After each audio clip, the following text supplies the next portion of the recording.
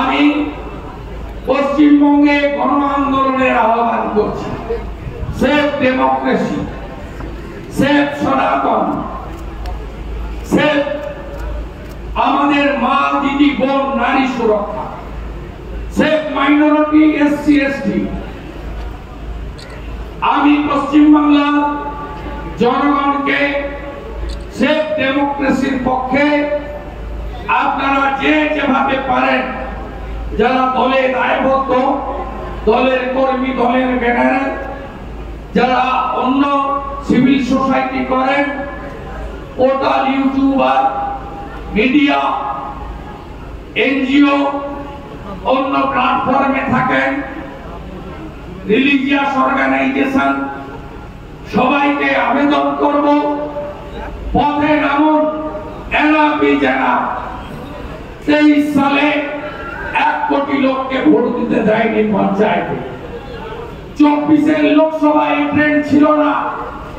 আমি 87-তে কলেজে ভোটে লড়েছি, আমি 95-তে পৌরসভায় লড়েছি, 2004-এ লোকসভায় লড়েছি।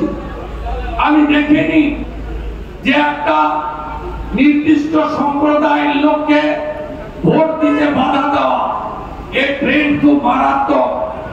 ডক্টর শ্যামাপ্রসাদ মুখার্জি বাংলা দিয়ে গেছিলেন ভারতে হিন্দুদের হোমল্যান্ড হিসেবে, আর হিঙ্গলগঞ্জ, সন্দেশখালী, ক্যানিং, ভাঙড়, ডায়মন্ড হারবার, ফলতা, হাড়োয়া, মিনাখা, বাদুড়িয়া, ইদাস, পাত্রসার, জয়পুর এবং উত্তরবঙ্গের দিনহাটা থেকে শীতলকুচি হিন্দুদেরকে ভোট দিতে আটকানো হচ্ছে।